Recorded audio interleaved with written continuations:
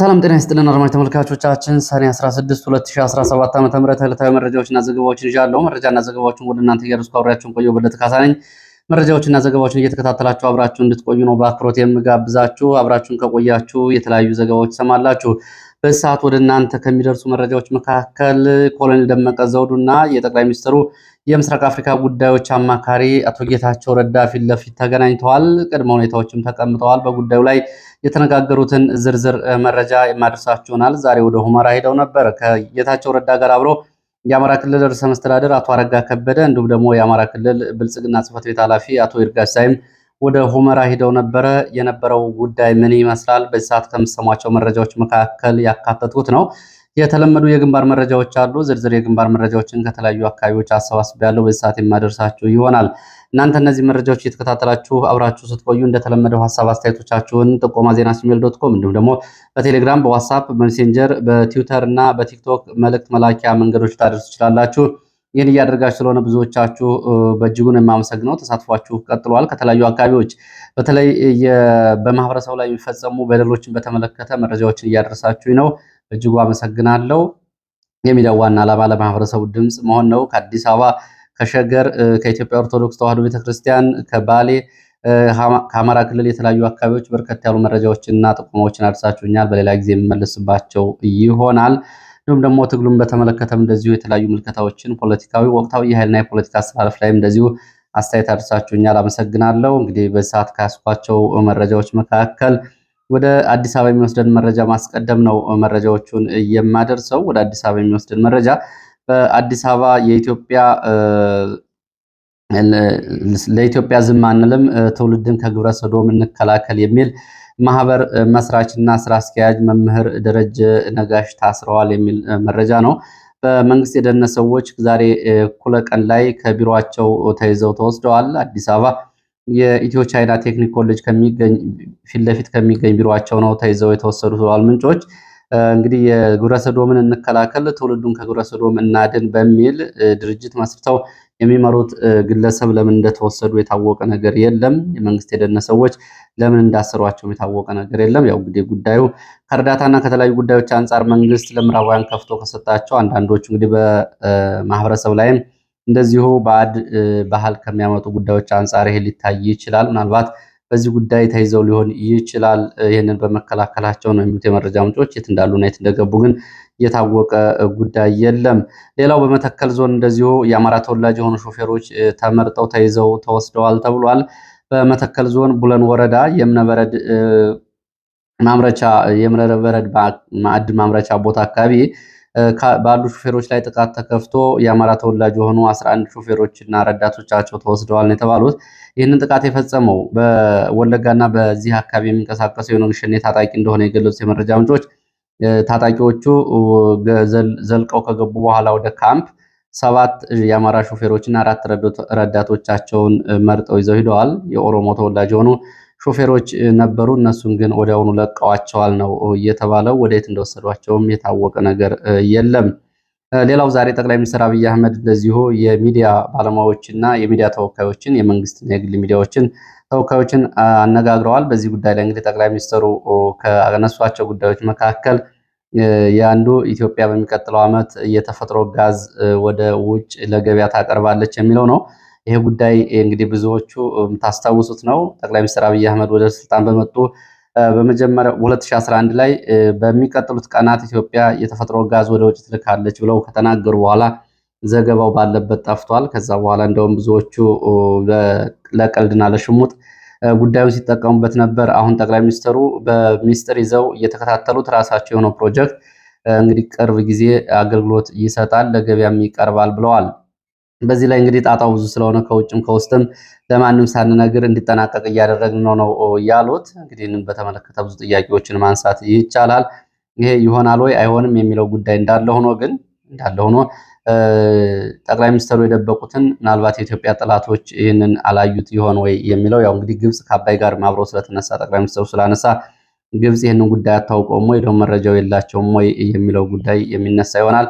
ለማንኛውም ጠቅላይ ሚኒስትሩ በዚህ በኩል እንግዲህ ካሁን በፊት ህዝብን አታለዋል። 7 ዓመት ሙሉ እስካሁን የወጣ ነዳጅ የለም፣ ለውጭ ሀገር የቀረበ የተፈጥሮ ጋዝም የለም። ይሄም እንግዲህ ከዛ የተለየ ይሆናል የሚለውን እናየዋለን። ግን ያው እንግዲህ ሰብስበው እኔ እየመራሁ ነው እኔ እንደዚህ ነኝ በሚል ለገጽታ ግንባታቸው ከተናገሩት የፕሮፓጋንዳ ፍጆታ እንዳይሆንና ሀገሪቱ እውነትም ነዳጅ እንዲኖራት እንግዲህ እና ተፈጥሮ ጋዝ እንድታቀርብ የሁሉም ዜጋ ምኞት ነው። ወደ መረጃዎች ይቀጥላሉ። ወደ መረጃዎቹ ስቀጥል ወደ አማራ ክልል የግንባር መረጃዎች የሚወስዱ እናስከትላለሁ። ወረኢሉ አካባቢ እንደዚሁ ጥቃት ተፈጽሟል። በተፈጸመ ጥቃት የሚሊሻ አስተባባሪውን ጨምሮ ሌሎች የሚሊሻ አባላት ሙትና ቁስለኛ ሆነዋል ብሏል። የአማራ ፋኖ ብሔራዊ ኃይል በወሎ ቀጠና በአካባቢ በሚንቀሳቀሰው ፋኖ በተጠና እርምጃ ነው እነዚህ የሚሊሻ አባላትና አስተባባሪ የተገደሉት ተብሏል። ጥቃቱ ዛሬ ሰኔ 16 2017 ዓ.ም ጠዋት 2 ሰዓት ገደማ ላይ እንደተፈጸመ ነው መረጃዎች የሚያሳዩት። ይህንን ተከትሎ እንግዲህ በአካባቢው ሰፍሮ የነበረው ሚሊሻ ጉጉፍቱ ተብሎ ወደሚጠራው ቦታ ወደ ደሴ በቅርብ ርቀት ወደዛ ሲያፈገፍግ ካምፑ ደግሞ በፋኖ ቁጥጥር ስር ውሏል። ወደ ካምፑ ፋኖ ዘልቆ መግባት በካምፑ ውስጥ ለሚሊሻ አባላትና ለአድማ ብተና አባላት አገልግሎት ይሰጡ የነበሩ ቁሳቁሶችን ፋኖ በእጁ አስገብቷል ነው የተባለው። ወደ ሌሎች መረጃዎች ስቀጥል ወደ ሰሜን ወሎ መቄት የሚወስደን መረጃ ነው የማስከትለው። መቄት ሰሜን ወሎ ሀና መኳት ተብሎ የሚጠራው አካባቢ የነበረው ውጊያ ወደ ከሰዓት በኋላ ቆሟል ተብሏል። እንግዲህ ሰሞኑን በተከታታይ ውጊያ እየተደረገበት ያለው አካባቢ ነው። ሞትና ቁስለኞችን ይዞ የመንግስት ኃይል ወደ ፍላቂት ከተማ ወጥቷል። በአካባቢው በነበረው ውጊያ መከላከያ የዙ 23 ሽፋን ሲሰጥ ነበር ተብሏል። በአብዛኛው ውጊያው ከሚሊሻና ከአድማ ብተና አባላት ጋር ሲሆን መከላከያ ደግሞ የቡድን መሳሪያ ሽፋን ሰጥቷል ብለዋል። በሌላ በኩል አርቢት አካባቢ በኩል አሁን አዲስ ኃይል እየገባ ነው። ወደ አንጀብ ተብሎ ወደሚጠራው አካባቢ ከጋሸና አካባቢ ስምሪት የወሰደ የመንግስት ኃይል በአካባቢ እየተንቀሳቀሰ ነው። በዚህም እንግዲህ ውጊያ ሊቀሰቀስ ይችላል ነው እየተባለው። ሌላው ስማዳ፣ ደቡብ ጎንደር፣ ጸዶይ እና ቀጭን ወንዝ ተብሎ የሚጠሩት አካባቢዎች የነበረው ውጊያም እንደዚሁ ቆሟል። በዚህ በውጊያው ከፍተኛ ሰብአዊ፣ ቁሳዊ ጉዳት ደርሷል። ወታደራዊ ኪሳራን ጨምሮ በአንድ ቦታ በደፈጣ ጥቃት ብቻ እንኳ ቀጭን ወንዝ ተብሎ የሚጠራው አካባቢ በትንሹ 15 የሚደርሱ የሚሊሻና የአድማ ብተና አባላት በጥቃቱ ሙትና ቁስለኛ ስለመሆናቸው ሲገልጹ ወደ ጸዶየና አካባቢው የነበረው አጠቃላይ እንቅስቃሴ መንግስት ኃይል እንዲገታ ተደርጓል፣ ወደኋላ ተመልሷል ነው የተባለው። ሸዋ ኤፍራታ ግድም በአጣዬ በቅርብ ርቀት በሚገኙ አካባቢዎች እንደዚህ ውጊያ እየተደረገ ነው የዋለው። በተለይ በረሃ ተብሎ በሚጠራው ቦታ ውጊያ ሲደረግ ውሏል። በውጊያው ከብሔረሰብ ዞኑ ጭምር የመጡ በርካታ ሚሊሻዎች ተሳታፊ መሆናቸው ነው መረጃዎች የገለጹት። ሆኖም ግን ወደኋላ ወጥተዋል። መከላከያም ከበረሃ ስላሴ ወደ አጣዬ ከተማ መውጣቱንና ውጊያውም እስከ አጣዬ በቅርብ በሚገኙ ተራራማ ስፍራዎች ድረስ እንደቀጠለ መሆኑን ነው። በዚህ ውጊያ የደረሰው ሰብአዊ፣ ቁሳዊ ጉዳት አልታወቀም። በህዝባዊ ድርጅቱ የአማራ ፋኖ ሸዋ ጠቅላይ ግዛት ንስር ሻለቃ እንደሆነ ውጊያ ያደረገው ከአካባቢ የወጡ መረጃዎች ያሳያሉ። በተመሳሳይ እንደዚሁ በጎንደር ዙሪያ ማክሰኝት ከተማ በካምፕ ላይ ጥቃት ተፈጽሟል። በመከላከያ እንደዚሁ ለዚሁ ጥቃት ያጸፋ ምላሽ ሰጥቷል። መከላከያ በሰጠው ያጸፋ ምላሽ በአርሶ አደሮች ላይ ጉዳት ደርሷል ነው የተባለው። በተለይ ጌራ ጊዮርጊስ፣ አሮጌ ማክሰኝት ተብሎ የሚጠሩ አካባቢዎች 4 አርሶ አደሮች በከባድ መሳሪያ ከባድ ቁስለኛ ሆነዋል። አንዱ አርሶ አደር በህይወቱ የመትረፉ ነገር አጠራጣሪ ነው። ከባድ ቁስለኛ ሆኗል ነው የተባለው። በካምፕ ላይ ጥቃት የፈጸመው እንግዲህ በብሔራዊ ኃይሉ በአማራ ፋኖ ብሔራዊ ኃይል የጎንደር ቀጠና ጥቁር አንበሳ ክፍለ ጦር እንደሆነ የሚገልጹት የመረጃ ምንጮቹ ይህንን ተከትሎ በአካባቢው በርካታ ሰዎችም ታስረዋል በመንግስት የጸጥታ ኃይሎች ነው የተባለው። በተፈጸመው ጥቃት የደረሰው ጉዳት አልታወቀም። ሌላው ከግንባር መረጃዎቻችን ባሻገር የመኢአድ ፓርቲ፣ እናት ፓርቲ እና ኢህአፓ እንዲሁም ደግሞ አማራ ጊዮናዊ ንቅናቄ ፓርቲዎች ትብብር እያሉ ራሳቸው ያደራጁት አደረጃጀት አላቸው። የትብብሩ ተወካዮች በቅሊንጦ በቃሊቲ የህሊና እስረኞችን መጠየቃቸውን እናት ፓርቲ ለኢትዮ ፎከስ የላከው መረጃ ያሳያል። የእናት ፓርቲ ከላከው መረጃ ላይ ለመመልከት እንደተቻለው የፖለቲካና የህሊና እስረኞችን ወደ ቃሊቲና ቅሊንጦ እስር ቤት ሄደው የጠየቁት የፓርቲዎቹ ከፍተኛ አመራሮች ፊት ለፊት ታዬ ደንዳን ጨምሮ ዮሐንስ ቦያለው፣ ክርስቲያን ታደለ፣ ዶክተር ጫኔ ከበደ፣ ዶክተር ካሳ ተሻገር፣ ዶክተር ሲያዊቸው፣ ዶክተር ቴዎድሮስ ኃይለማርያም፣ ጠበቃ ለሊ ምረቱን ጨምሮ ጋዜጠኞቹን እነ ጎበዜ ሳይን፣ እነ መስከረም አበራን፣ እነ ዳዊት በጋሻው፣ እነ ገነት አስማማውና ሌሎቹን የፖለቲካና የህሊና እስረኞች መጠየቃቸውን ነው በጽሁፉ ላይ የተሰራጨው መረጃ የሚያሳየው። ፓርቲዎቹ ይህንን የህሊና እስረኞች ጥያቄ ካደረጉ በኋላ ጥሪ አቅርበዋል። በፓርቲዎቹ የሰብአዊ መብት ድርጅትና ተሟጋቾች፣ ሚዲያዎች የእስረኞቹን ሁኔታ እንዲከታተሉ ሚዲያዎችም ተገቢውን ሽፋን እንዲሰጡ ሲጠይቁ የህሊና እስረኞችን ደግሞ ህዝቡ እየቀረበ እንዲጠይቃቸውና ከጎናቸው እንዲቆም እንደዚሁ ጠይቀዋል። ሌላው ፋኖን በተመለከተ ፋኖ አሁንም ምልምል ሰልጣኞችንና የጤና ባለሙያዎችን እያስመረቀ መሆኑን የሚወጡ መረጃዎች ያሳያሉ። እግረኛ፣ ኮማንዶ፣ ልዩ ተወርዋሪ፣ የጤናና የሕክምና ቡድን እያስመረቁ መሆናቸውን ነው መረጃዎቹ የሚያሳዩት። እንግዲህ ፋኖን አዳክመነዋል፣ ፋኖን በትነነዋል እያሉ እነ ፊልድ ማርሻል ብርሃኑ ጁላ በሚናገሩበት ጊዜ በሁለት ሳምንት ብቻ እንግዲህ ፋኖ በበርካታ አካባቢዎች በተለያዩ ቦታዎች በተለያዩ ጊዜያት ለረጅምና ለአጭር ጊዜ ስልጠና የወሰዱ የፋኖ አባላትን በተለያየ የወታደራዊ አደረጃጀት በእግረኛ፣ በኮማንዶ፣ በልዩ ተወርዋሪ እንዲሁም ደግሞ ለሰራዊቱ የሕክምና አገልግሎት በሚሰጥ ቡድን እያሰለጠነ መሆኑን ነው መረጃዎች የሚያሳዩት። ሰሞኑን ይህም ምርቃት ተጠናክሮ ቀጥሏል። በዚህ ሰዓት ከያዝኩት መረጃ መካከል እንግዲህ በዋናነት ወደ ወልቃይት የሚወስደን መረጃ ነው የማስከትለው። ዛሬ ወደ ወልቃይት ሁመራ ማለት ነው ሁመራ ከተማ የጌታቸው ረዳ የጠቅላይ ሚኒስትር አብይ አህመድ የአፍሪካ ቀንድ ጉዳዮች አማካሪ እንዲሁም የምስራቅ አፍሪካ አማካሪ ማለት ነው አረጋ ከበደ፣ የአማራ ክልል ርዕሰ መስተዳደር ይርጋ አሳዬ የአማራ ብልጽግና ጽሕፈት ቤት ኃላፊ የሁመራ ከተማ ገብተው ነበር ተብሏል። ሁመራ ገብተው ከነ ኮሎኔል ደመቀ ዘውዱ ጋር ተነጋግረዋል ሲሉ ነው የመረጃ ምንጮች የገለጹት። ሁመራ በባለስልጣናቱ የገቡበት ምክንያት ተፈናቃይን ለመመለስ በሚል ነው። ስብሰባም ነበረ። ስብሰባውን የመሩት ጌታቸው ረዳ፣ አረጋ ከበደና ይርጋ ሲሳይ ናቸው። በአንድ ላይ ሆነው ነው ስብሰባውን የመሩት።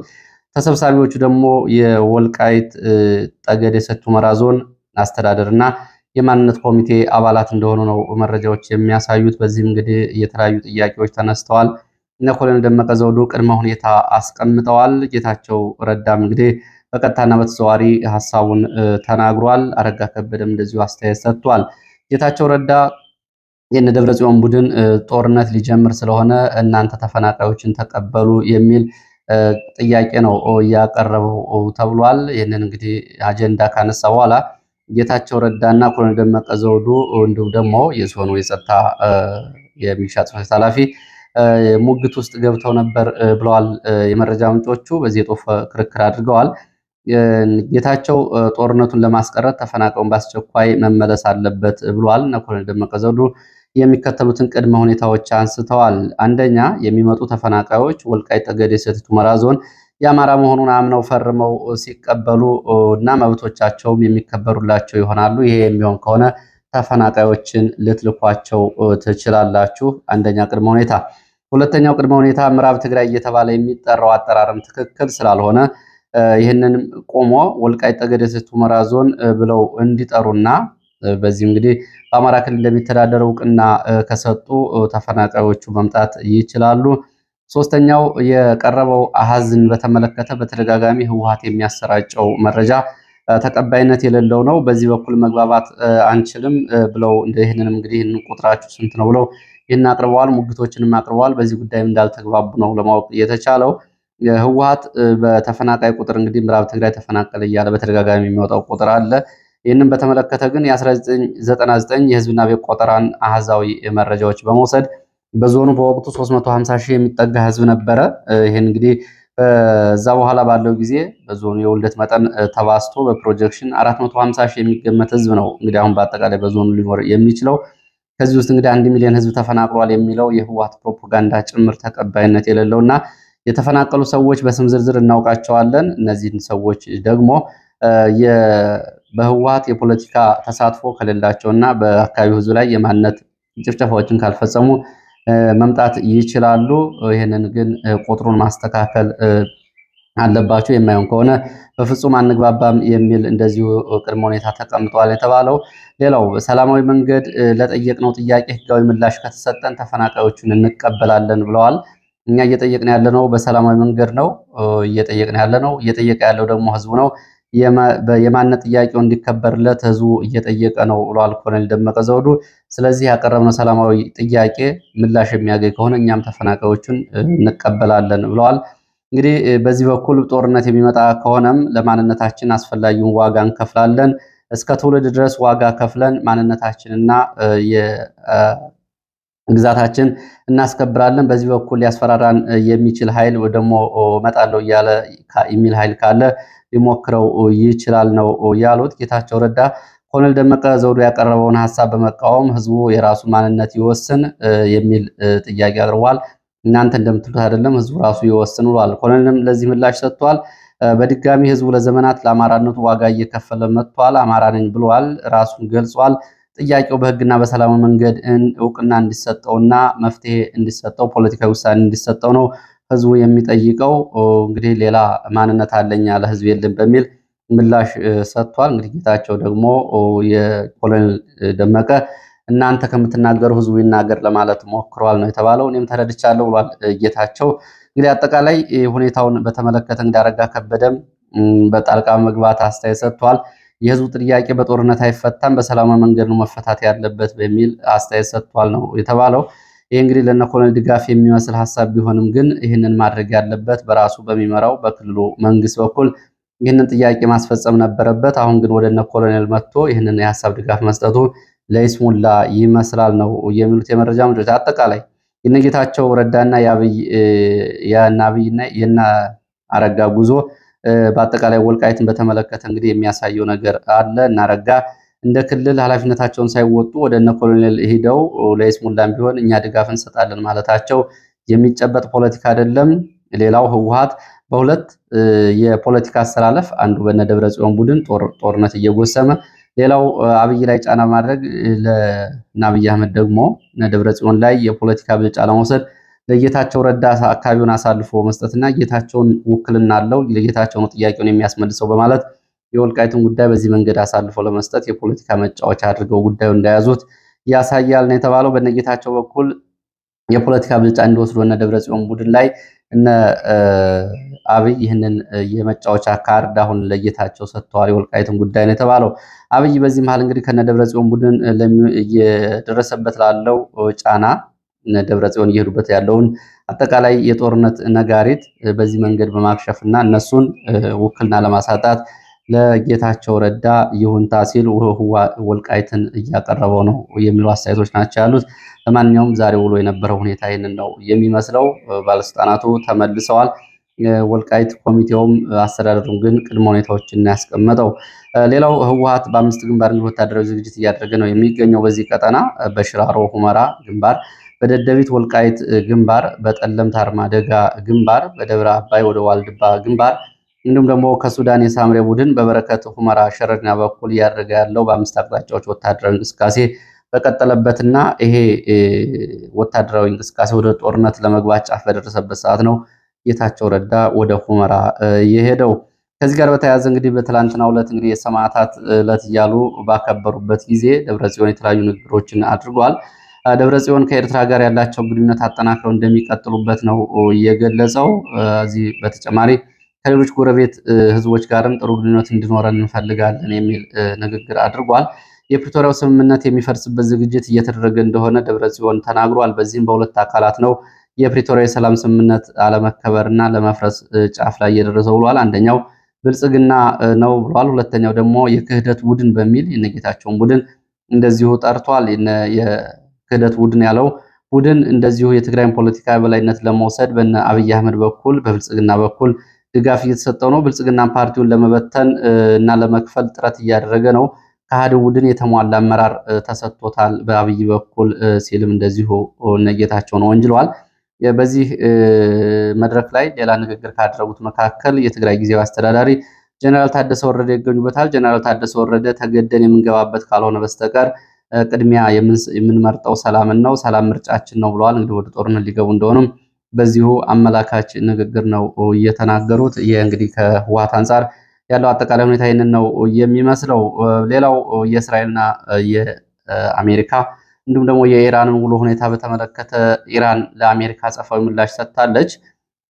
ኢራን በዛቻዋ መሰረት እንግዲህ በመካከለኛው ምስራቅ በሚገኙ የአሜሪካ ወታደራዊ ተቋማት ላይ ጥቃቶችን አደርሳለሁ ብላ ነበር። ዛሬ በሶሪያ የሚገኝ የአሜሪካ ወታደራዊ ይዞታ የሚሳኤል ጥቃት ደርሶበታል ተብሏል። ጥቃቱን በተመለከተ የኢራን መገናኛ ብዙሃኖች እንደዘገቡት ይህንን ጥቃት ኢራን እንደፈጸመችው ነው የዘገቡት። ከአሜሪካና ከእስራኤል እንዲሁም ደግሞ ከሌሎች ገለልተኛ አካላት በጉዳዩ ላይ የተነገረ ነገር የለም። አሜሪካ በኢራን ወታደራዊ እና የኒውክሌር ጣቢያዎች ላይ ድብደባ መፈጸሟን ተከትሎ የተሰጠ አጸፋ ነው። ከእስራኤል አንጻርም እንደዚሁ አመሻሹንም እንደዚሁ በእስራኤል ላይ ተከታታይ ሚሳኤል ጥቃቶችን አደርሳለሁ እያለች ነው የምትገኘው። አሜሪካም ባልተገመቱ ሰዓታት ድብደባ ላደርግ እችላለሁ እያለች ነው የምትገኘው። ጉዳዩ ተባብሶ ተጧጡፎ ቀጥሏል። ኢራን ያልተገመቱ እንግዲህ ዘመኑ የደረሰባቸውን የባላስቲክ ሚሳይሎችን እያቀረበች ነው፣ ደግሞ በጦርነቱ ላይ እየሞከረች ነው የምትገኘው። ከጀርባዋ እነ ቻይናን፣ እነ ኮሪያን፣ እነ ራሻን የስማቸውን የሚያነሱ ሰዎች ቢኖሩም ግን ኢራን በዚህ ልክ መታጠቋ የዓለም መነጋገሪያ ሆኗል። ያው የእስራኤል ጉዳይ ቀድሞ የታወቀ ነው። ያው ወታደራዊ ጥንካሬ፣ ስለላ ጥንካሬው ኢራን ግን በዚህ ልክ አጸፋ ትሰጣለች ብሎ ብዙ ሰው አልገመተም ነበር። አሁን ኢራን ለአሜሪካም ለእስራኤልም እየሰጠችው ያለው አጸፋ እንግዲህ የደረሰችበትን የዘመናዊ የጦር ቴክኖሎጂ የሚያሳይ አቅም እንዳላት ነው እየተነገረ ያለው። ለሰዓት ያሰባሰብኳቸው አጫጭር መረጃዎች እነዚህ ነው መስሉ። ስለተከታተላችሁ በእጅጉ አመሰግናለሁ። በሌላ መርሃ ግብር እስከምንገናኝ መልካም ጊዜ